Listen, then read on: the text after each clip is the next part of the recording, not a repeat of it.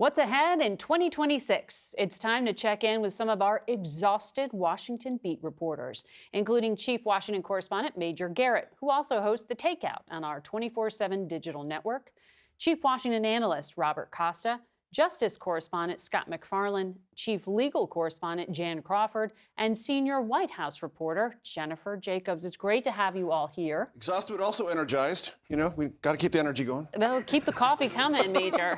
We're going to need it for the year ahead. But we looked at the polling, Costa. I want to get your take on this because a majority of Americans disapprove of the president's signature policy issue, immigration, came in at 54%. His approval of his handling of the economy, which is his other signature issue he was elected on, is now at 37%, according to our latest CBS poll. How frustrated is the president frustrated with the perception of his first year? Margaret, the Democrats are looking at those numbers, and that's why they're making their whole argument to the country, both in the 2025 elections and ahead of 2026, all about that one word, affordability. They see real vulnerability for this administration on the economy. But inside the White House, I would say the phrase is not affordability, it's self-confidence. This president behind the scenes is telling his advisors to stay steady, to not have alarm. There is frustration about press coverage. There's frustration about how Republicans in Congress seem to be so worried ahead of the midterms, some heading for the exits with retirements. But when it comes to the economy, the president, again and again in private conversations with his top officials, is insistent that the trade policy is working. He's not going to pull back on tariffs at all. He believes he can have a new start with the new Fed chairman coming in 2026. And so it's President Trump at the center driving this conversation and staving off any concern. I want to come back to you on the departures question, but just to follow up on the specifics, Jennifer, what do your sources tell you about how the president's going to tackle specifically some of these economic issues? Housing costs are really eating into wages, and the president has been shown polling that show this is a really hot issue for both Democratic voters and Republican voters alike. The president has about a dozen proposals before him that have all sorts of ideas for how to lower mortgage costs, decrease rental costs, and it's everything from it's tax incentives for urban areas. It's first-time homebuyers. They're thinking about creating a new savings account that would be similar to the 529 college savings account, but this would be for first-time homebuyers. They're talking about federal lands, opening up federal lands for new housing construction. The president has been talking to home builders and members of Congress and the new mayor-elect in New York City about the housing affordability issue. He has scheduled meetings down in Florida while he's there for Christmas break to talk to his advisors about this. I'm told that the president wants the housing cost issue to be the very first big policy decision that he launches in the new year, sometime January or February. Focusing in on that biggest contributor to inflation, Exactly. Shelter costs. Jan, tariffs are at the very heart of the president's agenda, and we know the court is expected to decide soon on the legality on a certain set of the president's tariffs that he justified by citing fentanyl. IEEPA is the clunky term. Should the White House be so confident that they're going to win? Well, I mean, I certainly didn't get that impression from the argument. I mean, the Chief Justice, Justice Gorsuch, solid conservatives were asking questions, really skeptical of the administration's arguments on tariffs. It was kind of a tale of two arguments, though, because as that case kind of progressed, then they started asking questions skeptical of the other side. So, I mean, I think that anyone that comes out and confidently predicts how the court's going to rule in this case is just wishful thinking. I mean, it could be very close. I could see a 5-4 ruling, Trump losing.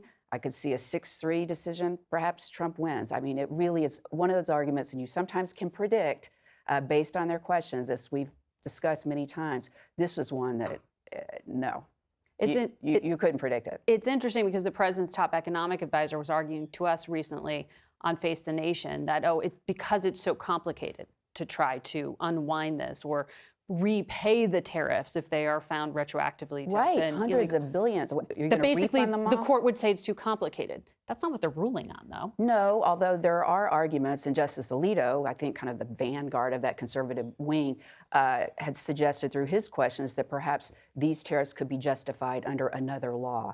It came up at argument. What would happen? Would they just have to refund these tariffs to the people who are specifically challenging this case, the handful of businesses, or does it have to apply to everyone?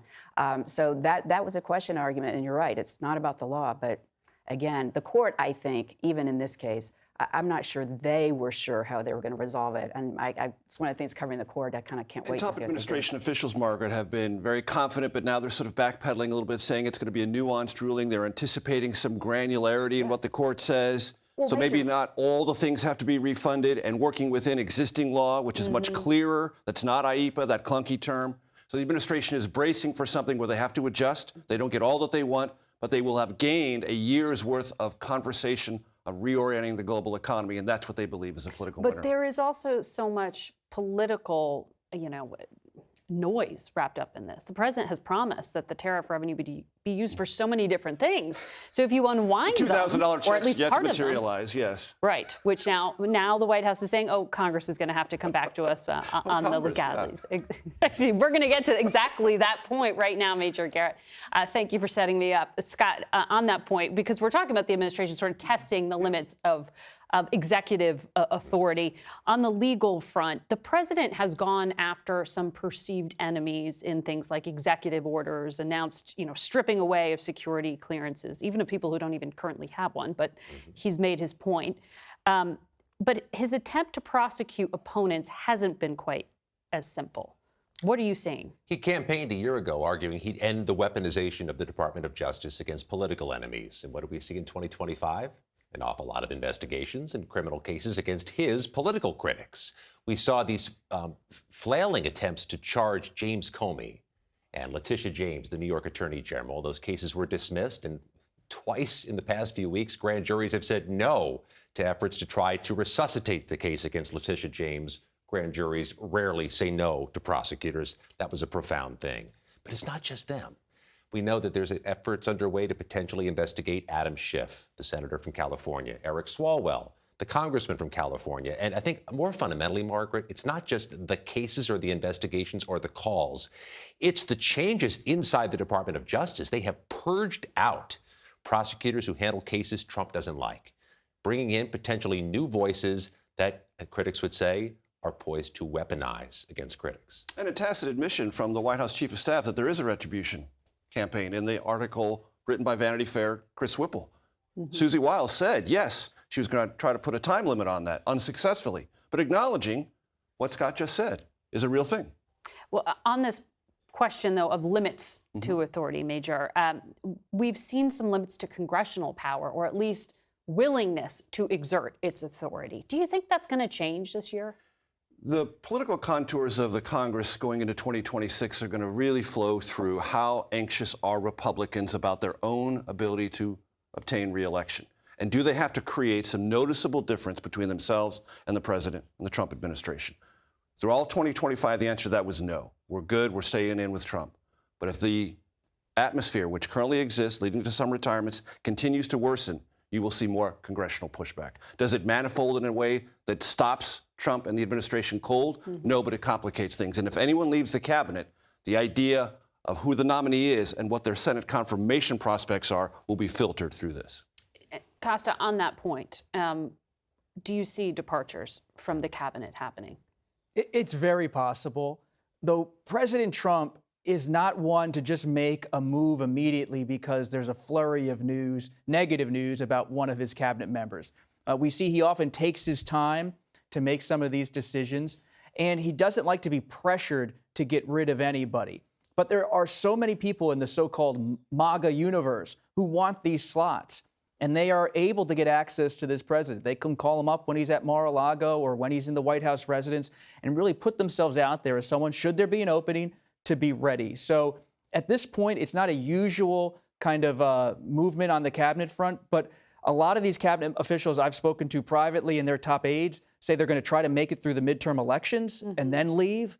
But if the president is feeling pressure to make some kind of significant change ahead of the midterms, I wouldn't rule anything out based on my reporting. I can tell you, Margaret, this is not cabinet members, but this is in the West Wing, that main pack of inner circle advisors is going to stay intact. And that includes Susie Wiles and Stephen Miller and Caroline Levitt on the way down, that core group of people. They're not going anywhere. I think we will see some senior advisors in the West Wing leave. Just keep in mind that there are some advisors that have young children, so they might be leaving for family reasons. But I was told a joke recently about now this term compared to Trump's last term in terms of turnover is like Lake Placid, because even if you are pushed out of this administration, at least you get like a nice U.S. ambassadorship somewhere. So the turnover has There's been a softer landing this time. More parachutes are packed this time than last time. And why do you think that is? I think that it's just about avoiding the appearance of indulging the media coming after the president, and the media gets a scalp. And rewarding that's loyalists. That's what it is. Jan, there is a perception that the Supreme Court has shown limited resistance to the president's efforts to expand the powers of the executive. Do you think that's fair? And do you think on that big case that's coming with birthright citizenship that they will find in his favor? I think there is a perception because of the way the court has handled some of these emergency requests from the Trump administration to step in to these cases and put lower court rulings on hold while the litigation plays out. So that would let the policies take effect. And the Trump administration has had tremendous success. I mean, well over 20 such requests have been granted to let some of these policies go into effect, whether it's on deportations, on immigration stops, mass firings. But those are temporary interim orders. And the administration has been very strategic and only appealing these adverse rulings from courts below that it thinks it can win. There have been well over 100 lower court orders enforced against the Trump administration and his policies, and so they've only taken up less than 30. So they're being very strategic about the ones they think they can win. They're not appealing the retribution against law firms or those kind of cases.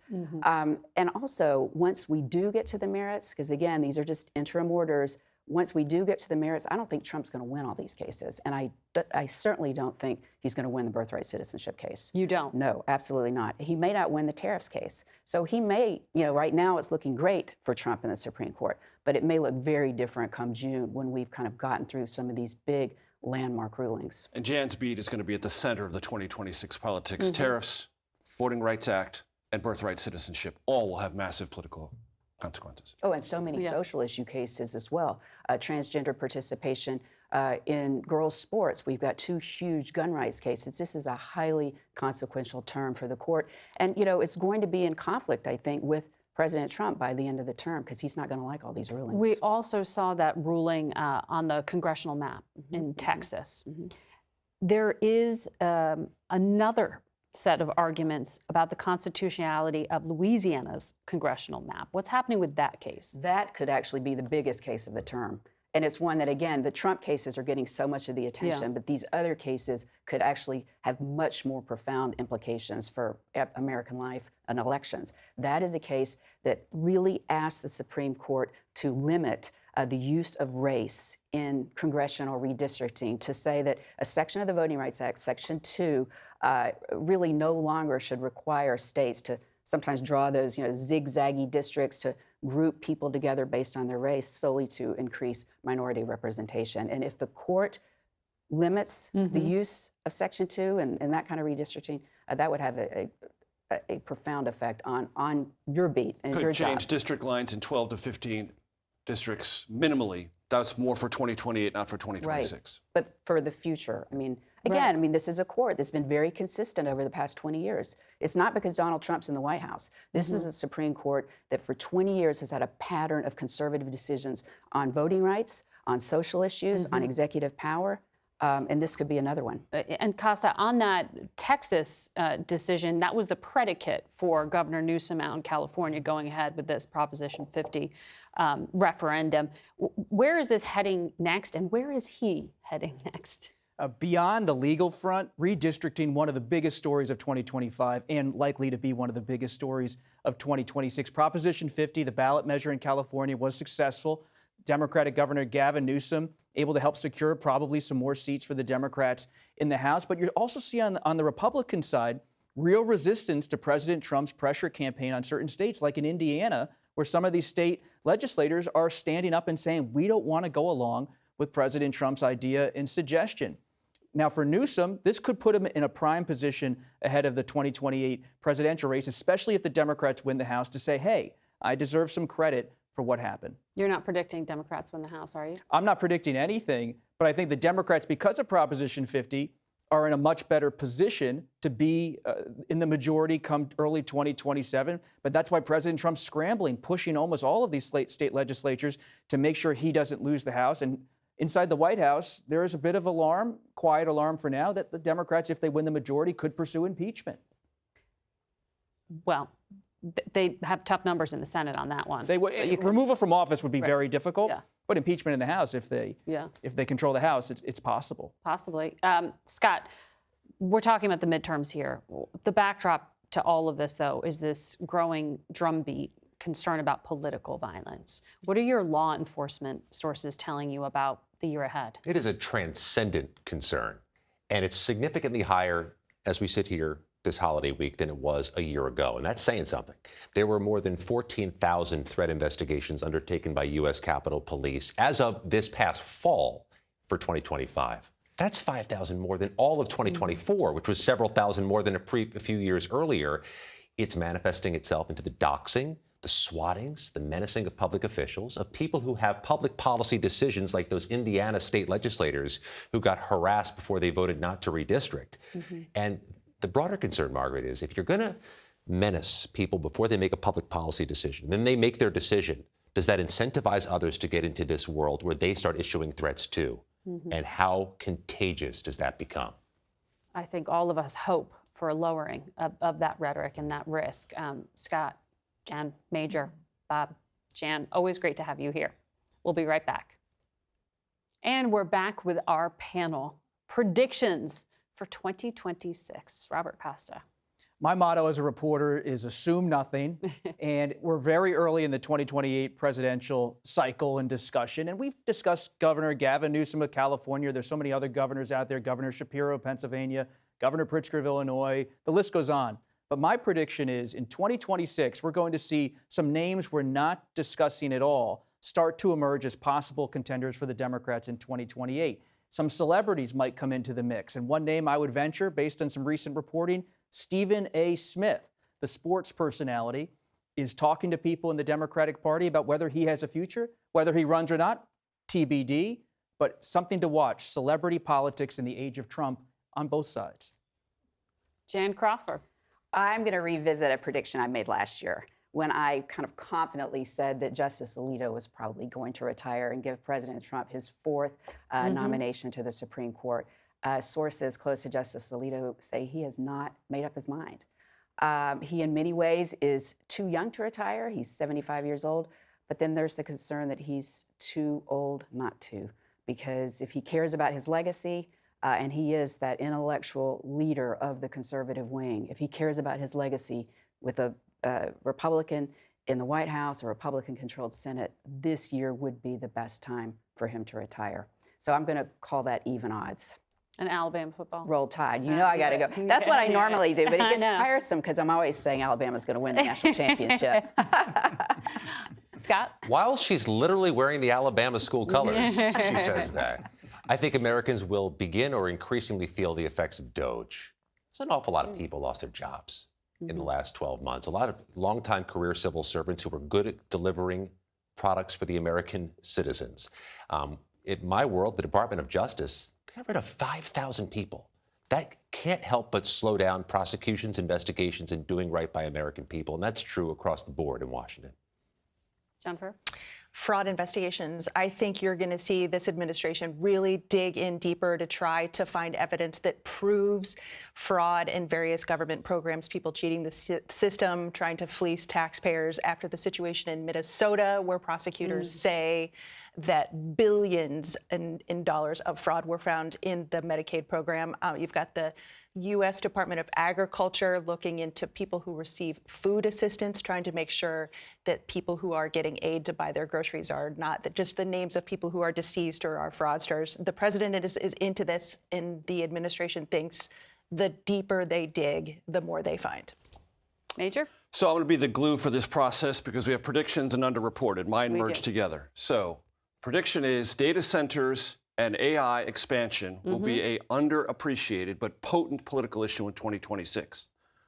8 executive orders signed by President Trump related to artificial intelligence, just behind tariffs and immigration. He has made himself the AI president. Yet, let me give you some names of states. Indiana, Arizona, Missouri, Texas, all in one way or another, on the Republican side, are up in arms about either AI regulation, lack thereof, or data centers and their implications. 60% in our most recent poll, nearly 60% of Americans believe artificial intelligence will not increase jobs, but take jobs away. And 44% in our most recent poll want more regulation of AI than less. This is a wedge issue that Democrats have identified because it is not cohered on the MAGA side. The president has already put down his chips on it, but data centers, utility rates, materials, all those things are going to be under the ground, rise up in the midterms in unexpected ways. And we've already seen some Democrats campaign around Absolutely. this in Virginia and in New Jersey. In the acceptance speeches of both Mikey Sherrill, governor of New Jersey, and Abigail Spanberger, governor of Virginia, they linked data centers and utility rates. It is an issue coming.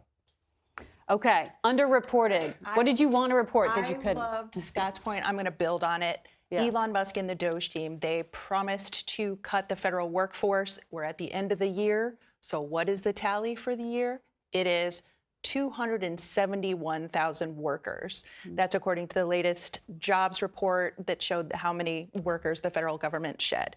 So just to put that into perspective, that's roughly the population of Madison, Wisconsin. So imagine if every single person in Madison, Wisconsin were to lose their job, either ousted or they leave their job.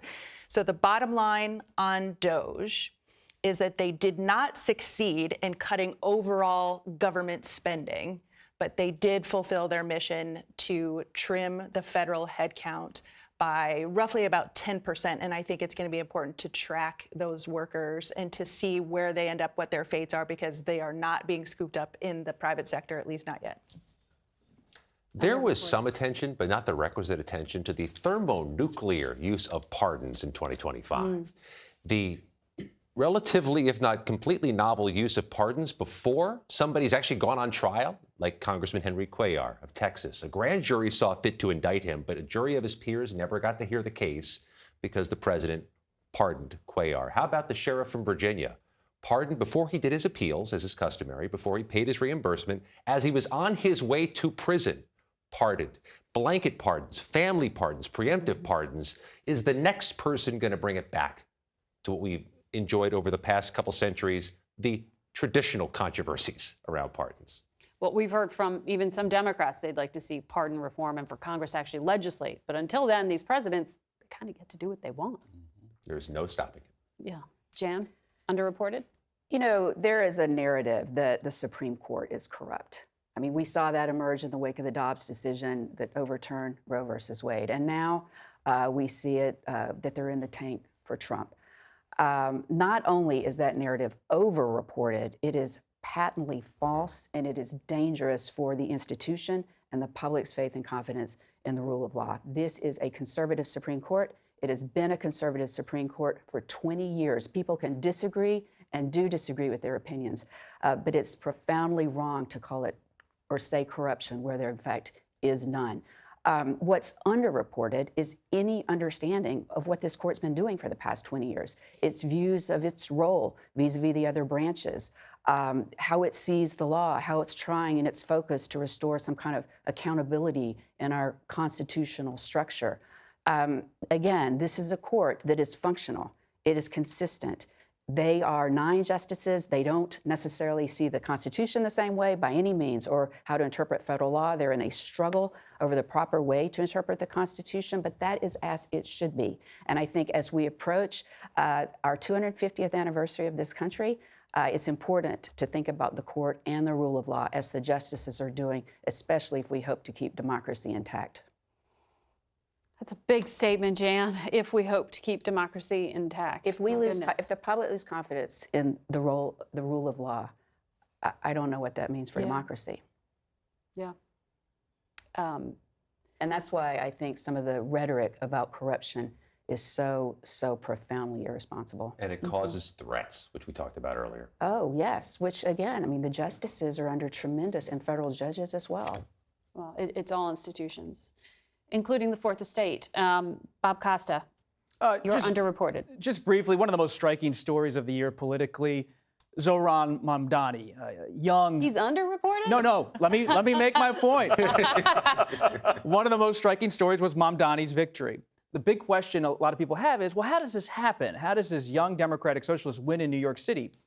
In my view, the most underreported story of the year is how someone laid the foundation for Zohran Mamdani, someone nearly 50 years older. Senator Bernie Sanders, independent Democratic Socialist of Vermont, had what's called a Fight Oligarchy tour earlier in 2025, drawing thousands of people in red states and blue states. Sanders enabled Mamdani and others like him to start to gain traction for democratic socialism inside of the democratic construct in this country in 2025. If you don't have the Fight Oligarchy tour really stirring people up on the issues that Mamdani won on, it's hard to see how Mamdani got the same kind of momentum he ended up getting in late 2025. So Senator Bernie Sanders, even though he has 2 past presidential runs that were unsuccessful, still influencing the future of American politics. Interesting indeed. Thanks to all of you. Thank you. And good luck to us all in 2026.